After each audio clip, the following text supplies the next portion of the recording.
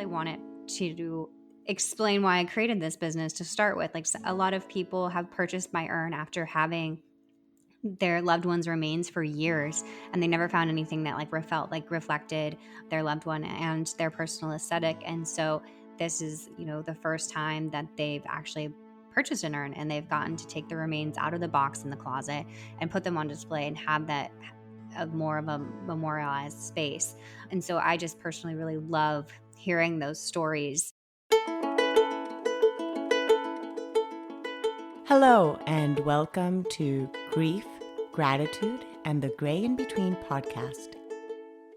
This podcast is about exploring the grief that occurs at different times in our lives, in which we have had major changes and transitions that literally shake us to the core and make us experience grief.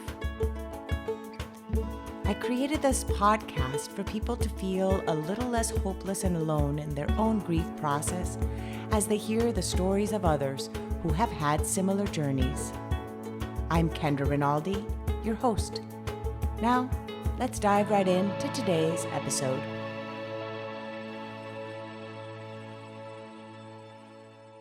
Thanks for joining us on today's episode. Today, I am chatting with Kate Anderson. She is the founder of Welkin Memorials. She specializes in making handmade decorative and discreet urns, and it is another way of remembering your loved one. So welcome, Kate. Thank you so much for having me. And a big thank you to you and your listeners. Really excited to chat with you about how we're modernizing the urn industry.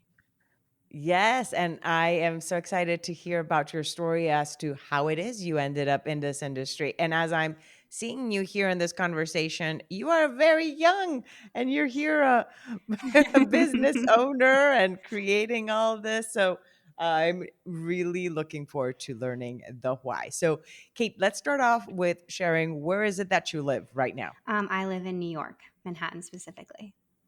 Okay. How is this where you grew up? No, I'm originally from Arizona, and that was actually where I started Welkin to begin with. But then I moved out to New York, really wanted to experience a new city, and I've always wanted to live here. So once COVID settled down a bit, I made the journey.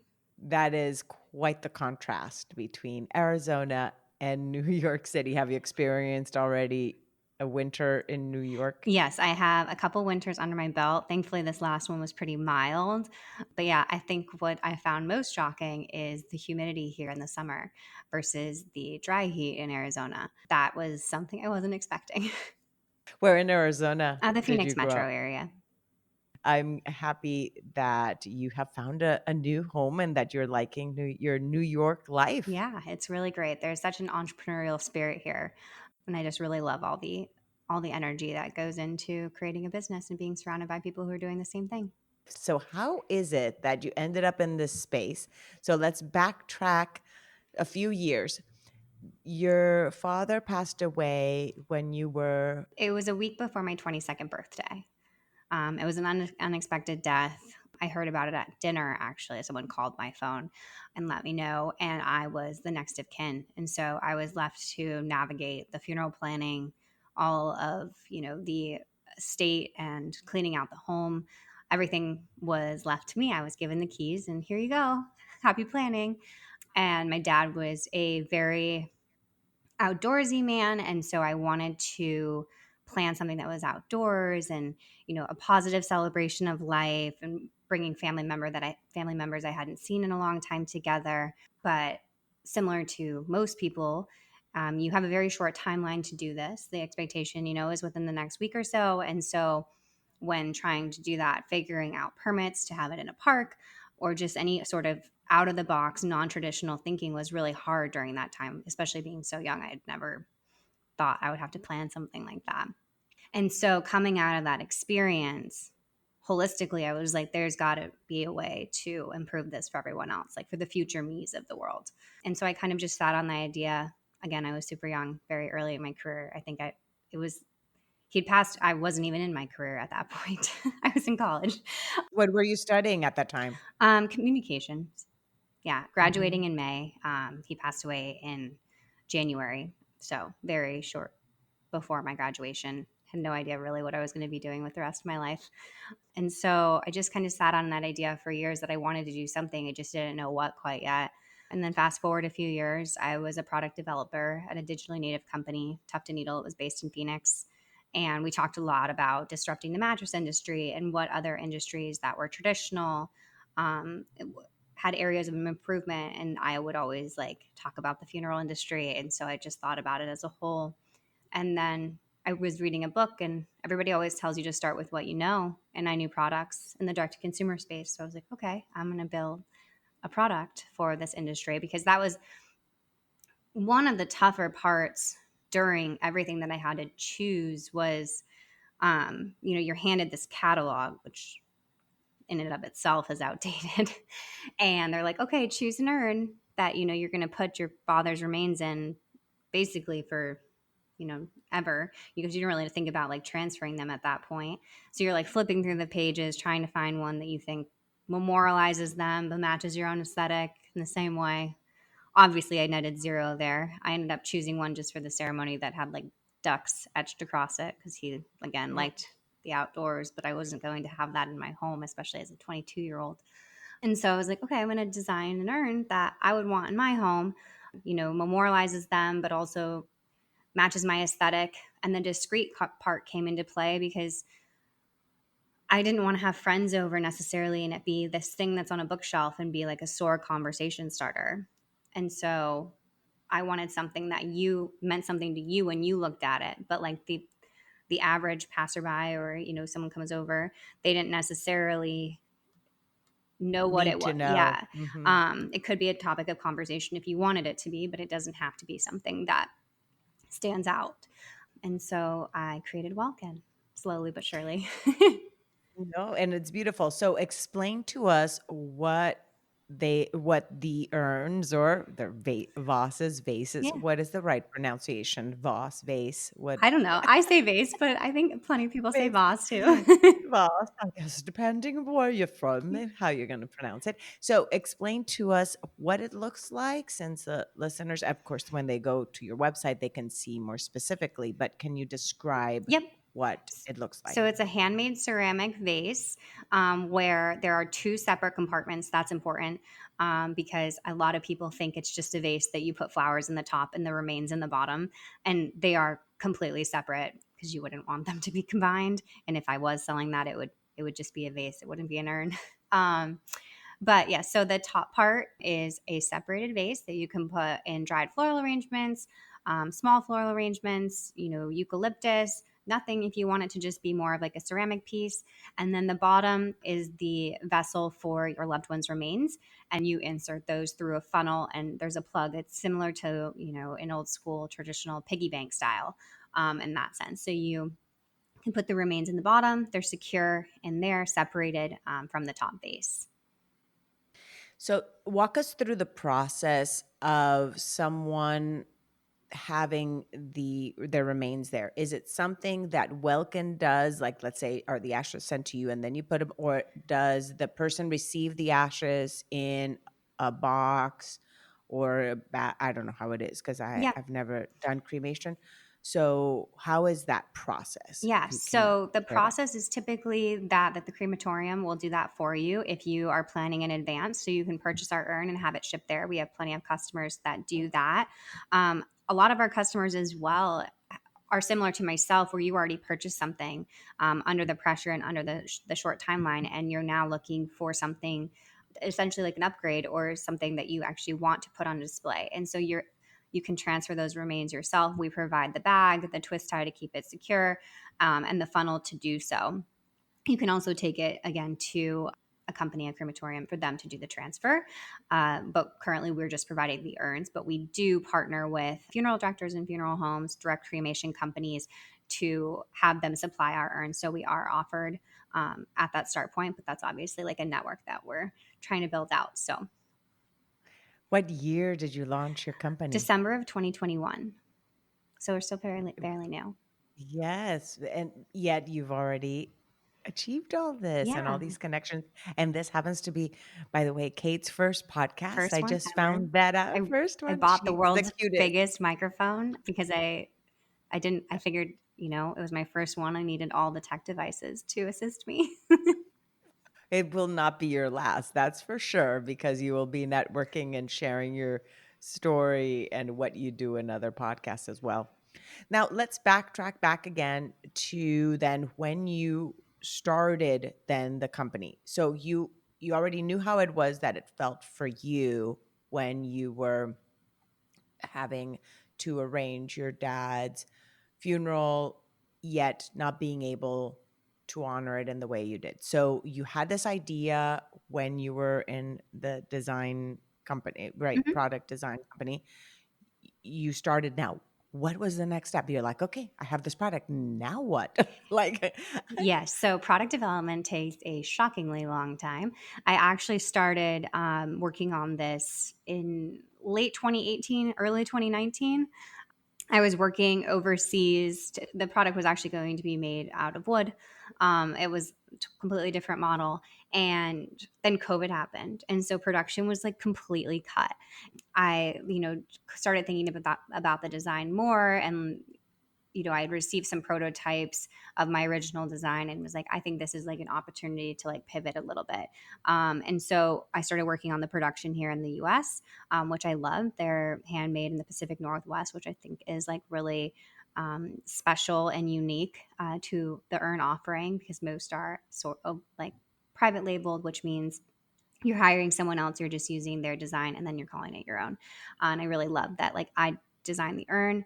They're all handmade. There's a video on our homepage that showcases that process. That it's such a hands-on experience. But anyways, to answer your question, the that process, that design process, is really long. So while we were working through iterations through the development, and then even figuring out what color glazes we would want and how they would work with the different clays and such, I had time on the back end to kind of think about designing the website. And I really leaned into, when doing competitive research, instead of like going, this was a time when there weren't a lot of companies disrupting this industry in this space. Now there are quite a few more, which I absolutely love.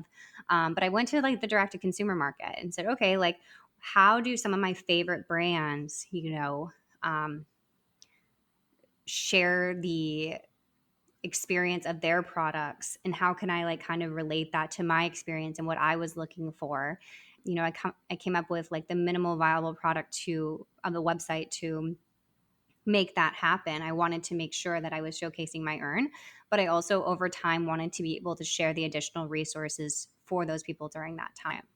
So that's what I started working on as well, was like a blog of sorts to outline the different resources, because I think it's really important, whether they come to my site first or go somewhere else, that they only really have to go one place and they can find it all. I might not be able to provide it all, but I can at least like steer them in the right direction.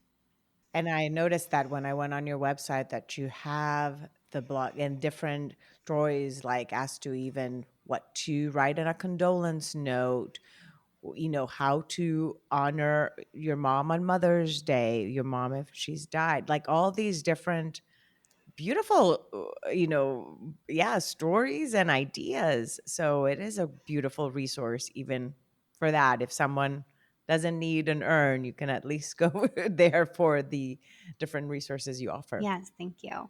Yeah, that was the goal. Is like, for me, I just didn't even know where to start, and so just having, whether they started with the urn selection or whether they started, with the invitations or just things like that, or just the funeral planning in and of itself.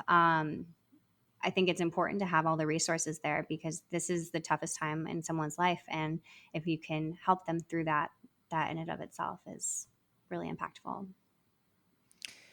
So, how was it then for you? You said you were the next of kin for your dad. You mentioning this is the toughest moment of someone's life. When you were 22 and you're living this, not only were you planning then a funeral, you're also then in the grief journey. So, what were some of the tools you used at that time or that you were able to find that were helpful for you in your journey? Honestly, there wasn't much back then, and maybe I just didn't know where to look. And now that I'm like in the industry, I feel like there's all these resources. I mean, thankfully, I had family members that were super supportive and helped me out through all of that. Because while I had to be the decision maker legally, I could lean on others. Um, but it was a really interesting time. I was the first of my friends to lose a parent.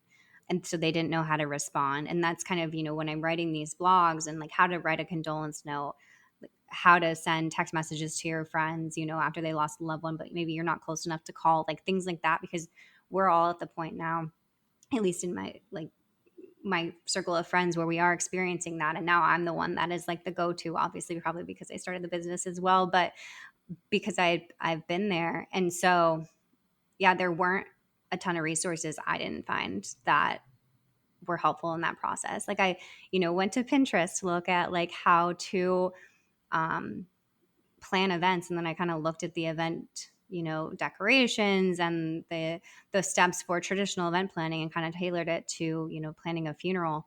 But now I feel like there are a lot more resources. So death doulas are out there, and those seem really important. And I think that it's going to be a transition from planning and preparing following the death to before the death. I think that's like a trend that will be coming up and will be really helpful for everybody, because you'll be able to think more outside of the box and outside of the traditional norms and outside of the catalog that's just given to you. Okay, so we've gone into the process of how it is you created the company.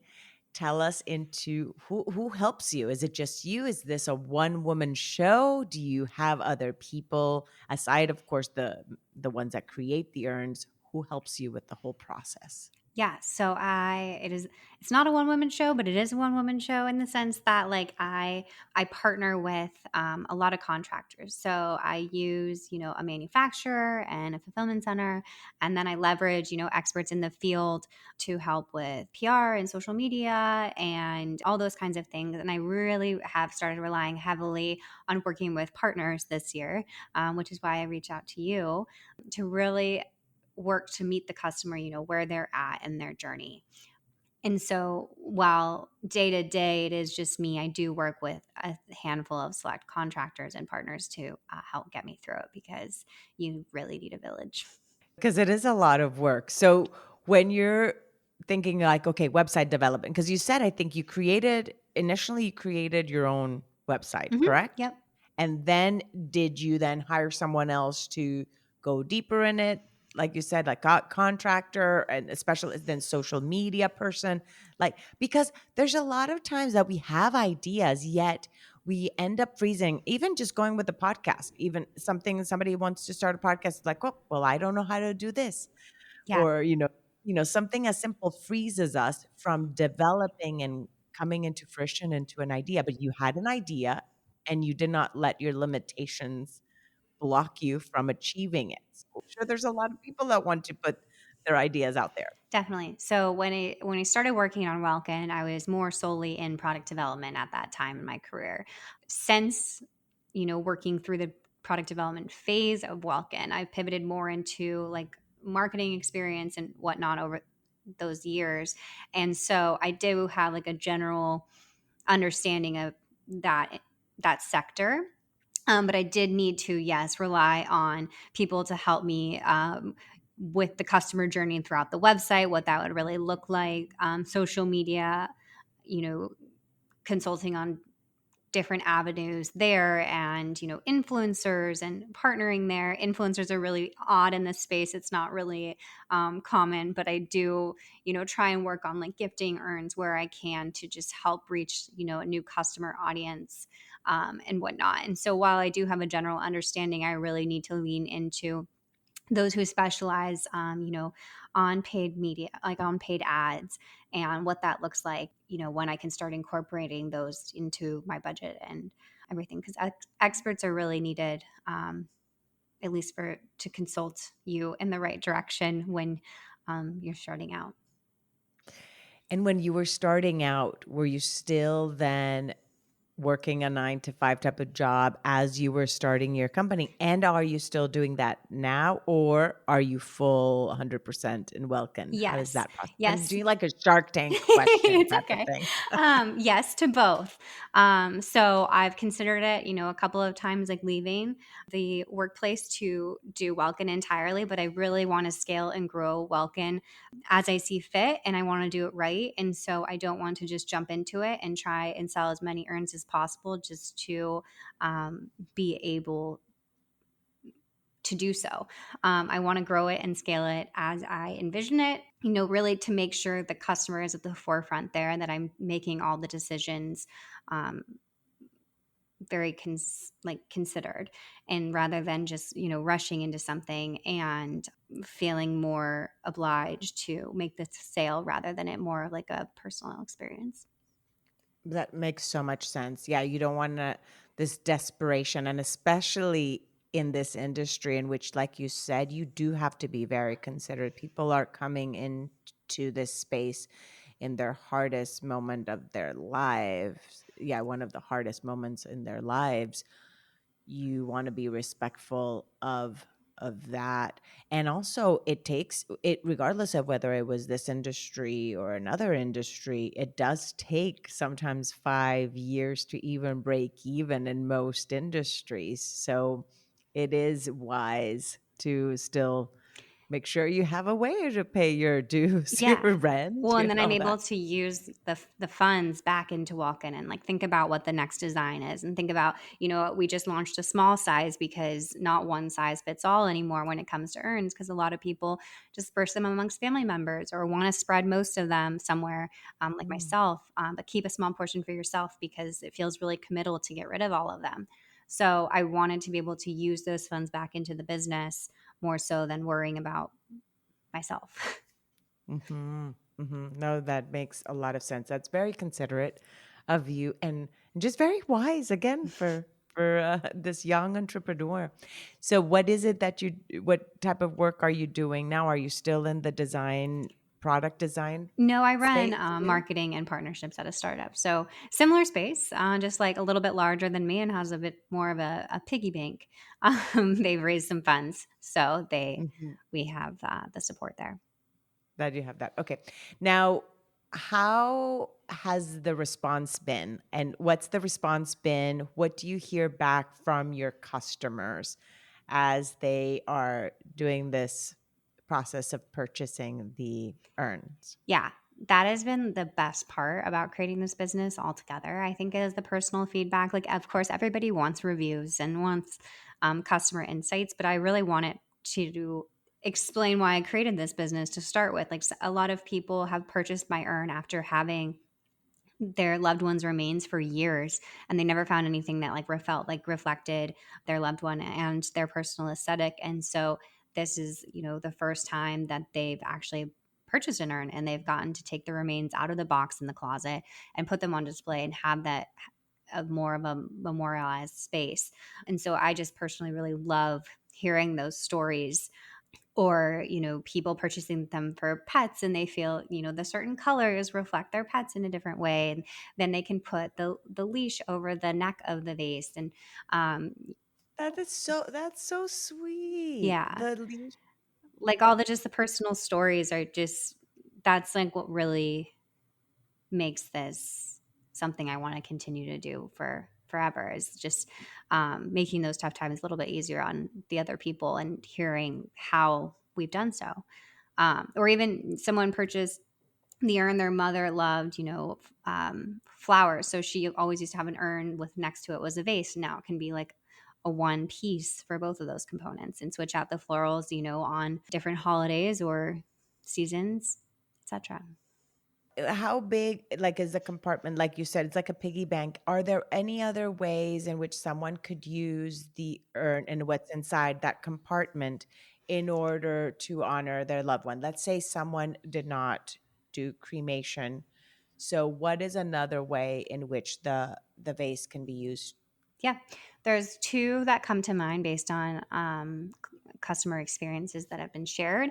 One is that they opted to for compost for their loved one, but getting rid of all of it felt super committal, and so they were able to just put a small portion of them in a sealed compartment within the urn.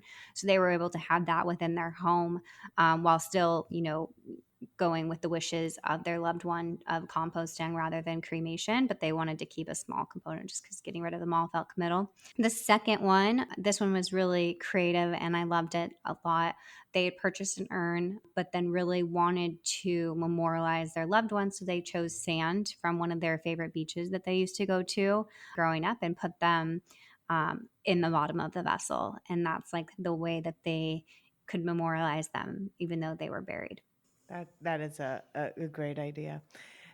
The like personally, didn't do cremation for my mother, or we didn't do cremation. Like some religions also don't Definitely. allow for cremation. Hmm. So the part of still having something there that reminds you of them, and like you said, even if you just use the top portion to put the flower that reminds you of your loved one, Yeah, then that in itself is also meaningful. It is all really up to the person that's grieving as to what is going to also help them in their grief journey and what would mean something to them. So the fact that you have that flexibility too in your urns, it's wonderful. absolutely. Like my dad and I used to collect coins and little gemstone rocks and whatnot. And I have those all in a box somewhere. So essentially, like if he hadn't opted, or if we hadn't opted for cremation, um, we could, put those Put in there those because in. I have those in a box. It's not necessarily out for the public eye, but something I don't want to necessarily get rid of either. Yes, and that's another wonderful way. Now, Kate, is there something I have not asked you that you'd like to share with the audience in terms of the process or even just the grief itself, or something about your website, anything you'd like to share? Um, I think, the thing that's most important for this industry right now and the the learning curve of it all is really to think about it and talk about it in advance, because there are options out there to plan a funeral that feels more like a party, to have floral arrangements that don't necessarily scream funeral, and more creative options. And I know that people are working on a variety of different things within the space to document someone's life and to share it out accordingly and to just make that experience more positive than negative. And so the more pre-planning that you can do in advance, it really lets you think outside of the box and not do things just because they feel they should be done that way. And I think that's like the biggest thing that I've learned of this is that if I just had a little bit more time, I wouldn't have had to flip through that catalog. I probably could have found something. It would have been a little bit more challenging back in the day, but now there are a ton of resources looking to provide a more positive experience. And it is something that we're all going to come across. So take time to consider it and plan in advance, because then you will get to have something that really reflects you and your loved one. And that's really a gift for them too, because all the planning that goes into it's really hard during, this time of grief. And sometimes you don't grieve accordingly because you're in full planning mode. So I think that's like the biggest takeaway. And that's why Welkin's there, is to provide, to make the tough times a little bit easier. So if there's any questions or stories, we're here for that. And we definitely love to be a part of it. It's so true of the making the tough times a little bit easier. Is that the little It's in is that your it's in motto? our like throughout our copy on our site, yeah, because I think it's just like one component of the process, Mhm. and we really lean into like the direct to consumer experience. So like the free returns, free shipping, unlimited warranty, those kinds of things, just to make it like one less thing that you have to worry about. Okay, now tell us how people can get in touch with you, your website, and I know you're in different social media sites. Yeah. So share with the audience, please, Kate. Yeah, so our website is welconmemorials.com. Our Instagram handle and Facebook are the same. They're also all linked on our website. We have a YouTube video of how it's made, which is on our homepage of our website, but it's also on YouTube. It's called Welkin Urn Production. And yeah, if you ever have anything you would like assistance for or any questions about our urns, our email is hello@welkin, WELKIN, memorials.com. And to make it a little easier to remember, then the word welkin means heaven or sky. But if you separate out the root words, well means good and kin means relations. And so to me, it's like good relations during life's most challenging times. I was missing asking you that. So I'm so glad that you came, and shared that, because I was like, at the beginning when I saw the name, I was like, okay, I'm going to ask her what it means, if it's a family name, but I also thought of the kinship. Mhm. So repeat again the meaning of welkin. So it's So the WELKIN. correct, yeah. The word itself means Heaven or sky. So if you Google Welkin, it comes up. But if you separate out the root words, well means well. good and kin means relations. And so to me, that was like good relations during life's most challenging times. And I ultimately wanted this site to be a resource, to provide, any unanswered or answer questions for those. So yeah, that was, and I should have noted that when I was talking about creating a company, because that arguably was the hardest part, was to Really? determine the name for the brand, because I just really wanted it to reflect, you know, what the company meant to me, and I wanted it to be something that I would want to keep and not change out eventually. So I spent a lot of time on that. How did you find then the name? How did you come across So that many just like invention? different Google searches about Latin root words and words about, the death industry as a whole and those kinds of things to really come down to it. Yeah. Oh, well, you did a good job. Thank you. You did a good job putting the right information on Google, or nowadays with AI too. I'm sure that, Yeah. that can help you also come up with a good name idea if you're ever stuck with that. That's another place where sometimes you get stuck, even just naming a company. There's so many little things like that, and then we stopped that creative process just because we didn't know just how to do just one step. Yeah, And yet there's resources out there to help you with that. totally. So thank you so much again, Kate, for coming on the podcast, for sharing your personal journey with grief, as well as the catalyst of creating now this space in which now others that are grieving will have a little more ease in that process and find ways of remembering their loved one in a way that really honors them, the loved one, but also means a lot to the person that's grieving. Yeah. So And thank you and again. thank you, Kendra, for creating such an incredible platform to share all these resources and stories for others that are going through it as well.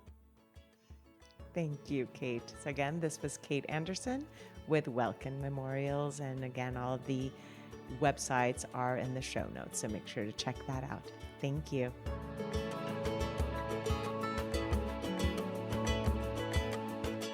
Thank you again so much for choosing to listen today. I hope that you can take away a few nuggets from today's episode that can bring you comfort in your times of grief. If so, it would mean so much to me if you would rate and comment on this episode. And if you feel inspired in some way to share it with someone who may need to hear this, please do so. Also, if you or someone you know has a story of grief and gratitude that should be shared so that others can be inspired as well, please reach out to me. And thanks once again for tuning in to Grief, Gratitude, and the Gray in Between podcast. Have a beautiful day.